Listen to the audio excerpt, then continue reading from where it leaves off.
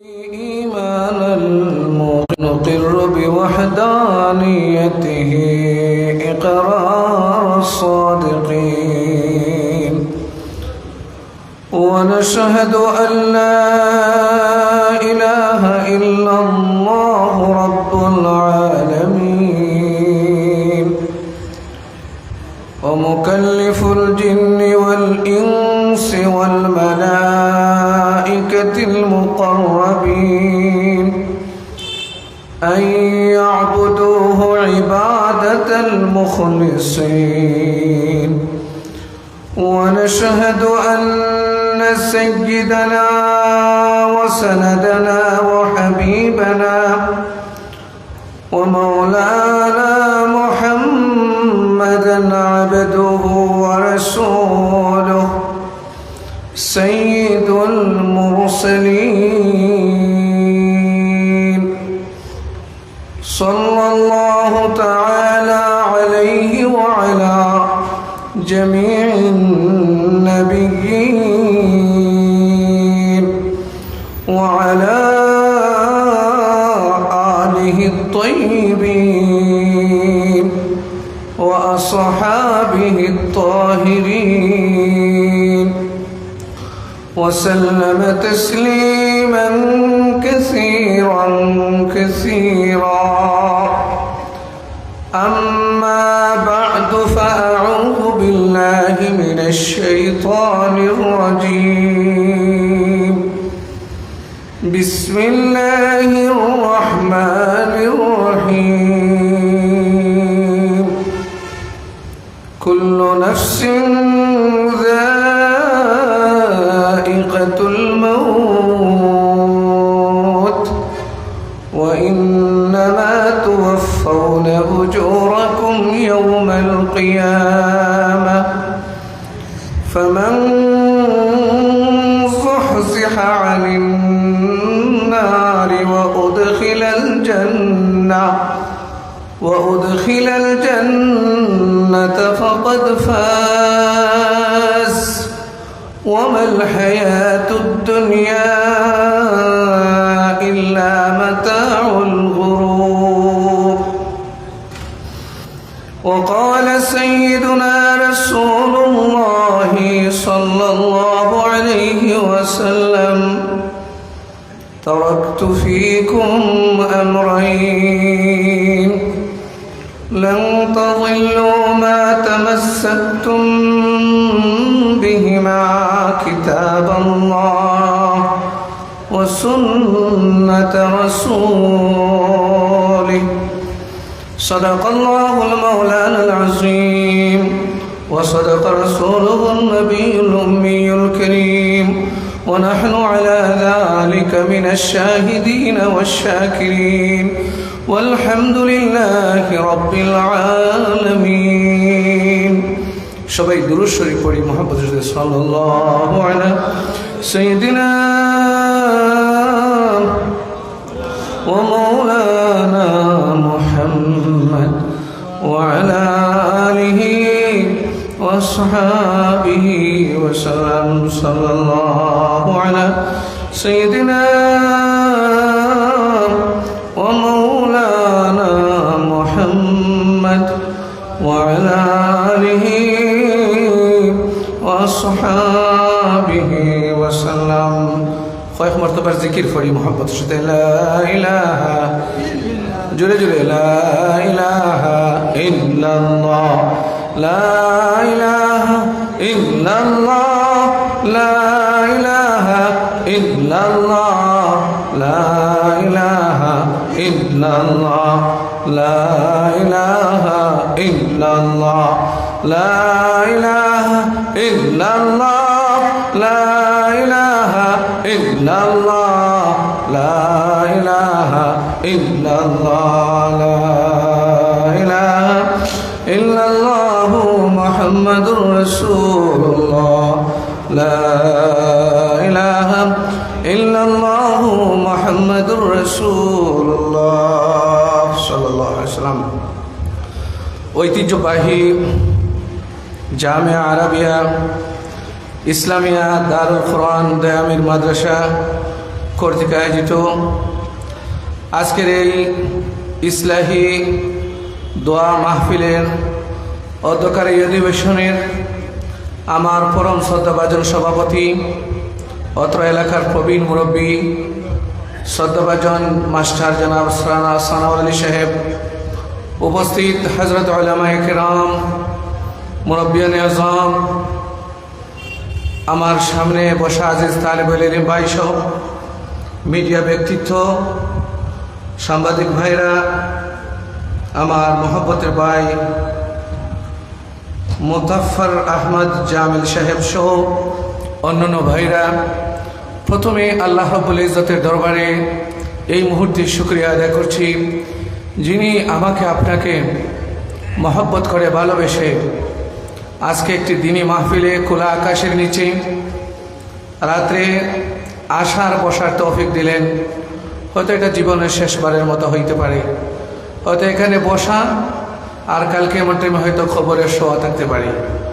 এই জন্য এখানে বৈশা আল্লাহ রাব্বুল আলামিনের দরবারে শুকরিয়া আদায় করি। সবাই জুড়ে সুরে বলি আলহামদুলিল্লাহ। মুহতারাম হাজরিন, আমি আপনাদের সামনে কোরআনুল কারীমের সূরাতুন নিসার একখানা আয়াত পড়েছি। এই আয়াতকে সামনে রেখে নবীজির অসংখ্য হাদিস থেকে একখানা হাদিস পড়েছি।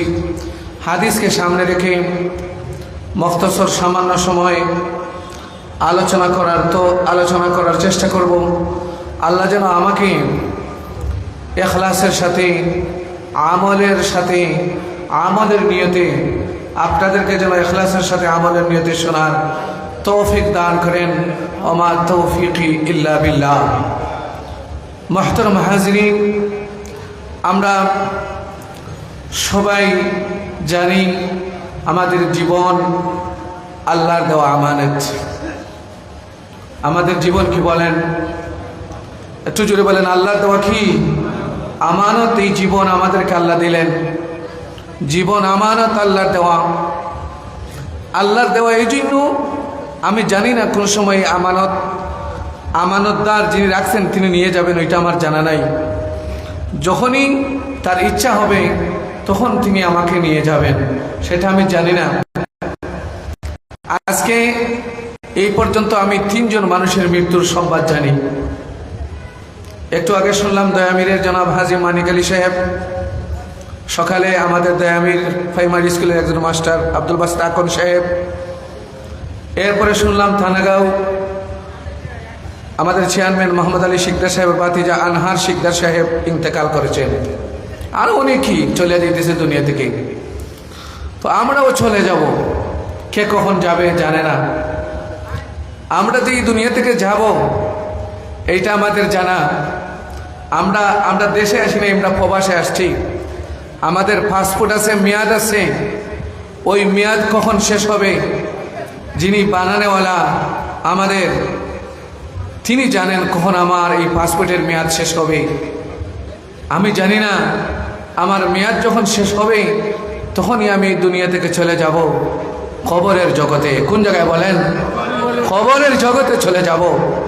এই খবর সবার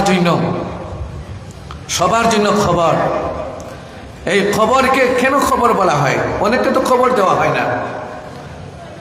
তো বলা হইতেছে খবর ওই জায়গার নাম, মানুষের মৃত্যুর পর থেকে নিয়ে কিয়ামতের আগ পর্যন্ত মানুষ যে জায়গায় অবস্থান করবে, সেটা খবরের ভিতরে হোক, কোনো পাহাড়ে হোক, কোনো জঙ্গলে হোক, কোনো সাগরে হোক, কোনো নগরে হোক, কোনো হসপিটালে দেয়া দিচ্ছে, হসপিটালে হোক, ওইটাই তার খবর। মৃত্যুর আগ পর্যন্ত যেখানে সে অবস্থান করবে ওটাই তার খবর। এই খবরে সবার যাওয়া লাগবে। এই যাওয়ার আগে কিছু আমল আছে, এই আমলগুলা কইরা যদি যান, খবর আপনার জন্য জান্নাতের বাগান হবে। সুবহানাল্লাহ বলেন, আরো জোরে বলেন সুবহানাল্লাহ। সুবহানাল্লাহ বলার প্রয়োজন আছে। আমি সংক্ষেপে বলি, সুবহানাল্লাহ এমন একটা আমল। আমার আপনার নবী যখন মেরাজে গেলেন, মেরাজে যাওয়ার পরে ইব্রাহিম আলাইহিস সালামের সাথে সাক্ষাৎ হইল। ইব্রাহিম আলাইহিস সালামকে চিনেন? ইমাম সাহেব আজকে নমাজে পড়লেন ওয়াজকুর ফিল কিতাবি মূসা, ওইটার আগে ওয়াজকুর ফিল কিতাবি ইব্রাহিম ইন্নাহু কানা সিদ্দীকান নাবিয়্যা। এই নবীর কথা কোরআনে অনেক জায়গায় আছে। ইব্রাহিম আলাইহিস সালাম আমার আপনার নবীকে পাইয়া বললেন, হে নবী মুহাম্মদুর রাসূলুল্লাহ সাল্লাল্লাহু আলাইহি ওয়াসাল্লাম, আপনি পৃথিবীতে যায়, দুনিয়াতে যায় আপনার উম্মতকে আমার সালাম দিবেন। সুবহানাল্লাহ বলেন, আমার সালাম দিবেন তাদেরকে। কে বললেন সালাম? ইব্রাহিম আলাইহিস সালাম বললেন আপনার উম্মতকে আমার সালাম দিবেন। সুবহানাল্লাহ জুড়ে বলি সুবহানাল্লাহ। ওগো নবীজি, তাদেরকে আমার সালাম দিবা আর বলবা জান্নাতের মাটি, বেহেশতের মাটি বড় উর্বর ভালো জায়গা, কিন্তু একেবারে ফাঁকা। ওইখানে যেন তারা ছাড়া লাগায়, ওইখানে যেন তারা গাছ লাগায়, ছাড়া লাগায়। গাছ লাগাও, জীবন বাঁচাও, এটা বলা হয়। ছাড়া যেন লাগায়। ছাড়া কি? ওই জায়গার ছাড়া হইল এই যে আপনার নাম জবান দিয়া বললেন সুবহানাল্লাহ, জোরে বলেন। একটা গাছ লেগে গেছে জান্নাতে, আবার বলেন সুবহানাল্লাহ। গাছ লেগে গেছে, আবার বলেন সুবহানাল্লাহ। গাছ লেগে গেছে জান্নাতে, আলহামদুলিল্লাহ। একটু জোরে জোরে বলেন আলহামদুলিল্লাহ, আলহামদুলিল্লাহ, আলহামদুলিল্লাহ। লা ইলাহা ইল্লাল্লাহ, লা ইলাহা ইল্লাল্লাহ, লা ইলাহা ইল্লাল্লাহ। আল্লাহু আকবার, আল্লাহু আকবার, আল্লাহু আকবার। যতবার বলতেছেন ততবার ওই জান্নাতে গাছ লাগানো হইতেছে। সুবহানাল্লাহ। এই জন্য ইব্রাহিম সালাম সালাম দিয়ে বললেন ছাড়া লাগাইবার জন্য। তো আমরা বেশি বেশি করে সুবহানাল্লাহ আলহামদুলিল্লাহ বলবো। তো আমার আলোচনা ছিল খবরে যাওয়া লাগবে। এই খবরে যাওয়ার আগে 4টা আমল করণীয়, আর 4টা আমল হচ্ছে বর্জনীয়। কি বললাম? 4টা আমল হচ্ছে করণীয়, করতে হবে খবরে যাওয়ার আগে, আর 4টা আমল হচ্ছে বর্জনীয়, ছেড়ে দিতে হবে। যদি করণীয় আমলগুলা করেন খবরকে জান্নাতের বাগান পাইবেন আপনারা, সুবহানাল্লাহ বলেন। আর যদি বর্জনীয়গুলা বর্জন করেন খবরকে জান্নাতের বাগান পাইবেন, সুবহানাল্লাহ। খবর কঠিন জায়গা।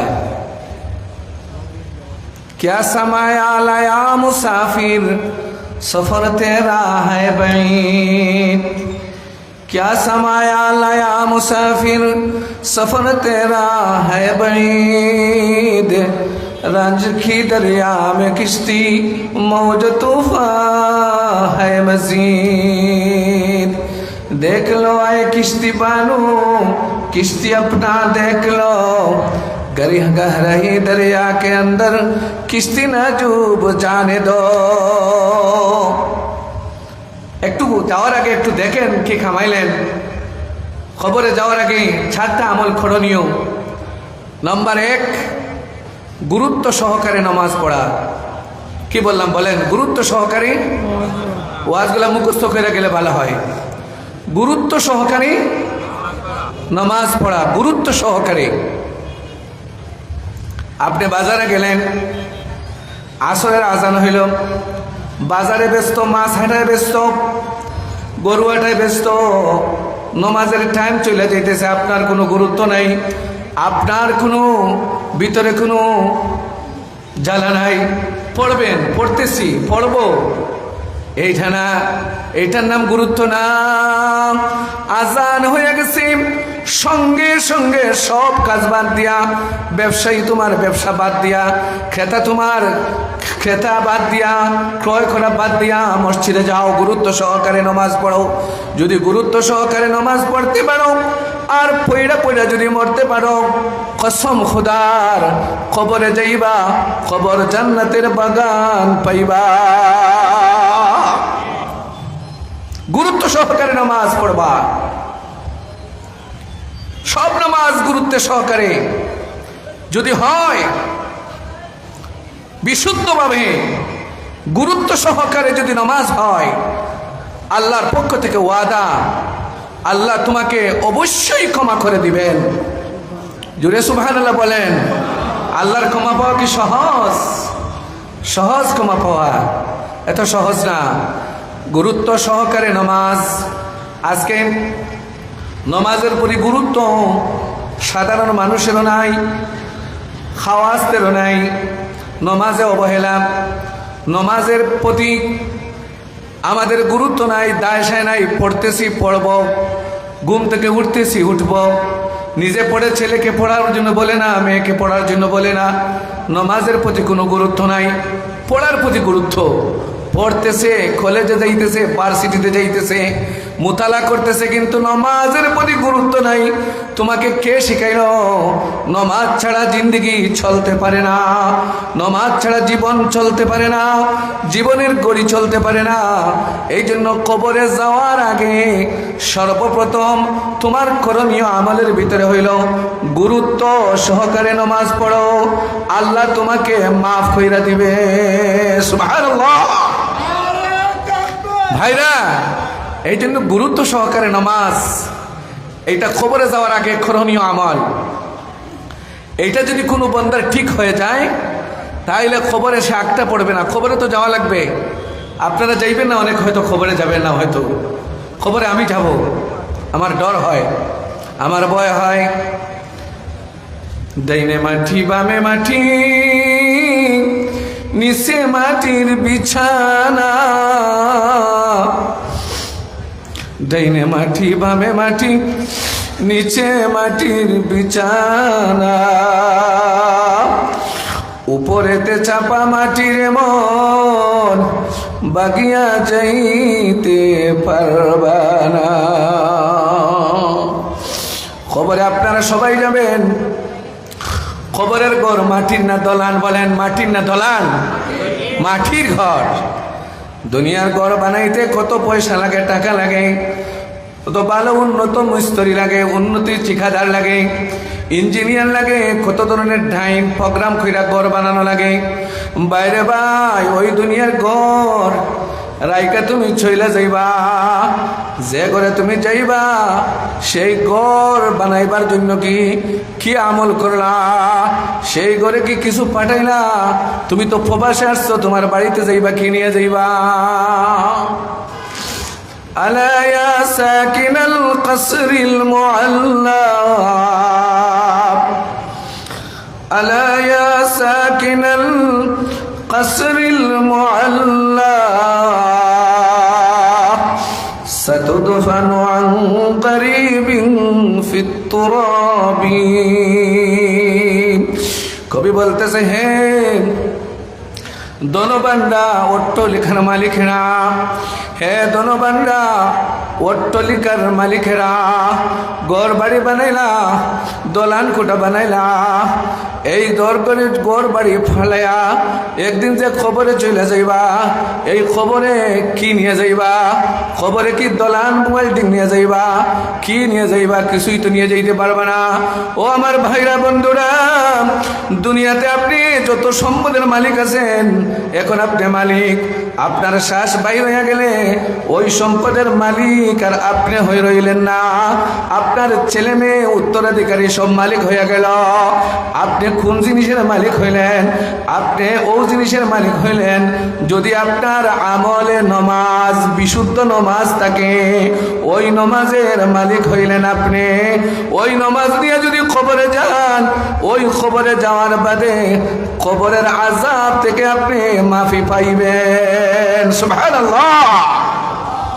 এই জন্য নামাজ সর্বপ্রথম আমল হইল কবরে যাওয়ার আগে করণীয়র ভিতরে হচ্ছে নামাজ।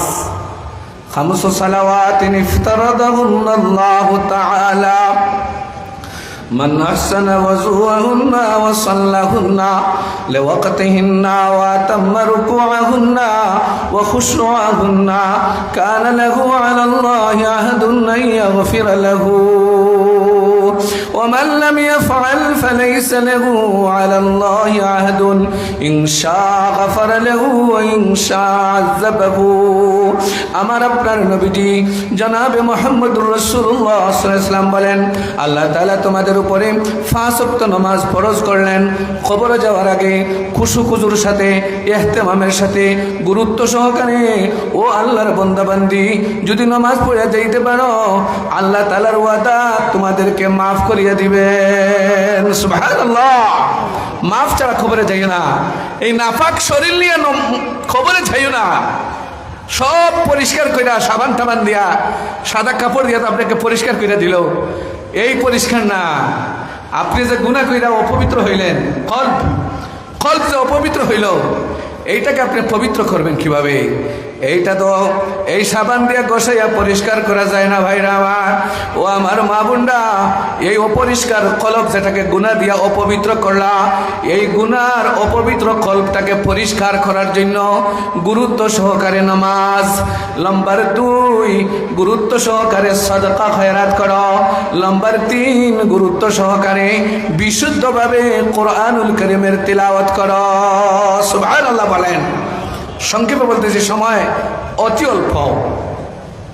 আমরা তো এখানে ওয়াজ না, এখানে এটা আমাদের বাড়ি।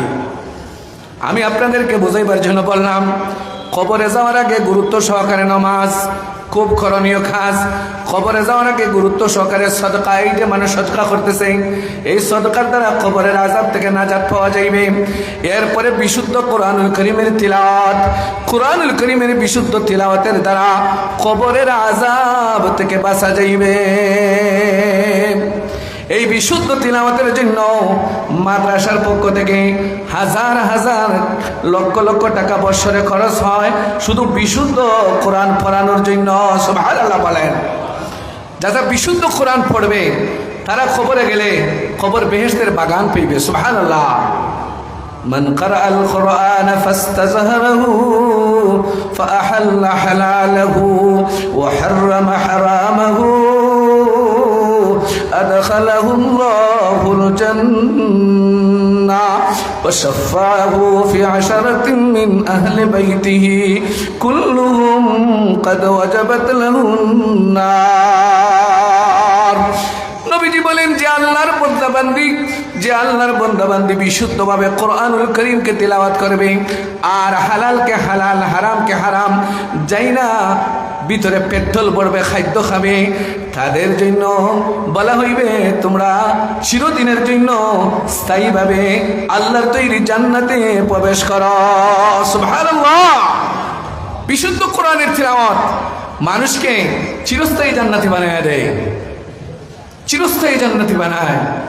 এরপরে এই বিশুদ্ধ তিলাওয়াত করে নেওয়ালা আরো 10 জন মানুষকে সুপারিশ কইরা বেহেশতে নিতে পারে। সুবহানাল্লাহ। এই জন্য কবরে যাওয়ার আগে বিশুদ্ধ কোরআনের তিলাওয়াত চাই। আজকালকের মানুষ কোরআনের বিশুদ্ধ তিলাওয়াতের প্রতি তার মনোযোগ নাই। এ ওয়াজ শোনার পরে মনোযোগ হয় না।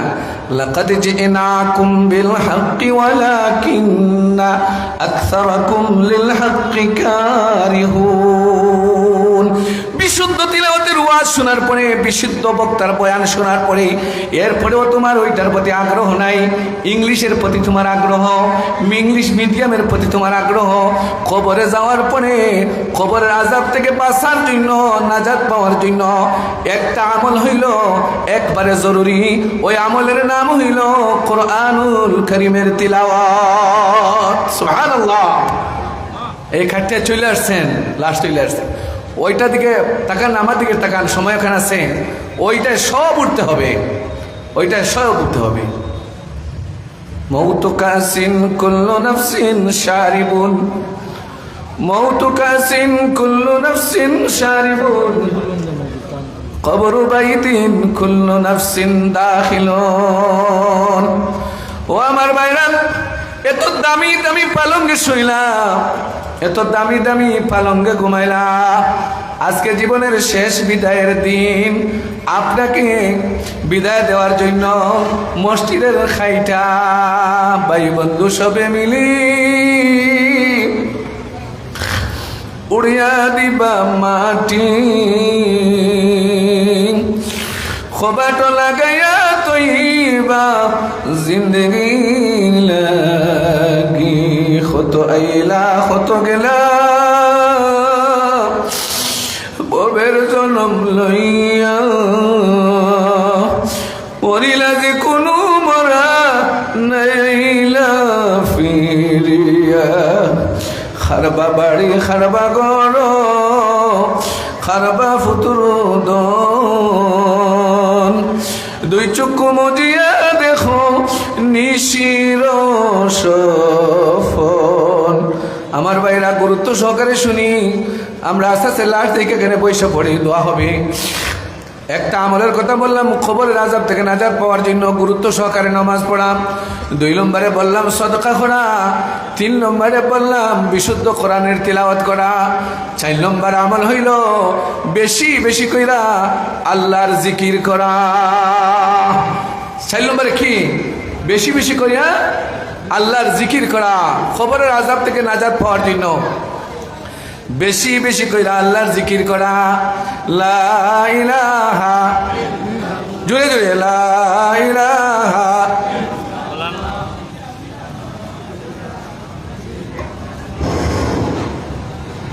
মুহতারাম মুসল্লিয়ানে কিরাম, আমরা সামনে লাশ হাজির, তকবীর না করিয়া আমরা মাঠ দেখি দেখি মজলিসে আইয়া বই যায়। ঠিক 9টার সময় জমাত হইব, জানাজার নামাজ হইব, আমরা সব বয়ান শুনি, দোয়া হইব, আর যখন 9টা হইব আমরা সারিবদ্ধভাবে খাওয়া হইব, সব পানব এবং জমাত জানাজার নামাজ শুরু হইব ইনশাআল্লাহ। লা ইলাহা, জোরে জোরে লা ইলাহা ইল্লাল্লাহ, লা ইলাহা ইল্লাল্লাহ। কবরে যাওয়ার আগে বেশি বেশি করে জিকির করা। আমার ভাইরা, হাদিস শরীফে আছে কাল কিয়ামতের ময়দানে উজ্জ্বল চেহারাওয়ালা মানুষদের ব্যাপারে বলা হইবে, একগুলো মানুষ কিয়ামতের দিন তাদের চেহারা হবে উজ্জ্বল। তারা কারা? যারা দুনিয়ার জীবনে বেশি বেশি কইরা এই কলিমা পড়ছে প্রতিদিন 100 বার। 100 বার কলিমা পড়নেওয়ালা বান্দা বান্দির চেহারা কাল কিয়ামতের কঠিন ময়দানে পূর্ণিমার চাঁদের মতো উজ্জ্বল হবে। জনাবে নবী করিম সাল্লাল্লাহু আলাইহি সাল্লামকে সাহাবায়ে কেরাম প্রশ্ন করলেন, ওগো নবীজি, কিয়ামতের কঠিন ময়দানে আপনি তো সুপারিশ করবেন, আপনার এই সুপারিশের দ্বারা সবচেয়ে উপকারী কোন মানুষগুলা হবে? নবীজি বললেন, ও আমার সাহাবীরা, যে সমস্ত বন্দাবান্দির দুনিয়াতে কলিমা পড়া কলিমা নিয়ে দুনিয়া থেকে বিদায় হইয়া খবরে আসবে, তারা আমার সুপারিশের দ্বারা সবচেয়ে বেশি উপকৃত হবে। সুবহানাল্লাহ বলেন। এই জন্য করণীয় 4টা আমলের কথা বললাম। একটা হইল খবরে যাওয়ার আগে গুরুত্ব সহকারে নামাজ পড়া। আমরা কি করি? গুরুত্ব সহকারে ঘুমাইয়া যায়, গুরুত্ব সহকারে ঘুমায়, ঘুম থেকে জাগে না, গুরুত্ব সহকারে ঘুমায়। গুরুত্ব সহকারে সদকা করা, এই মাদ্রাসায় সদকা করা, এতিম অসহায়দের সদকা করা, এই মানুষকে সাহায্য করা। যে মানুষকে সাহায্য করে আল্লাহ তাকে সাহায্য করে। সুবহানাল্লাহ বলেন। আল্লাহ তাকে সাহায্য করবে, এই জন্য সাহায্য করা, বিশুদ্ধ কোরআনের তিলাওয়াত করা। এরপরে 4 নম্বরে বললাম আল্লাহর জিকির করা। এটার ব্যাখ্যা দেওয়ার সময় নাই। এরপরে বর্জনীয় 4টা আমল, করণীয় 4টা আমলের কথা বললাম। এরপরে বর্জনীয় 4টা আমল। নম্বর 1, মিথ্যা থেকে বিরত থাকা। কি বললাম? মিথ্যা, মিশা কথা বলা থেকে নিজের জবানকে হেফাজত করে কবরে যাও। কবরে যাওয়ার পরে কিন্তু আর রেহাই হবে না। খবরে মুগুর আছে, মুগুর আছে, ওই মুগুর দিয়া তোমাকে এমন ভাবে পিটানো হবে। আমার বাইরা বন্ধুরা, মিথ্যা বইলা গুনাহ কইরা যদি খবরে যাও, ওই মুগুর দিয়া তোমাকে এমন ভাবে পিটানো হবে।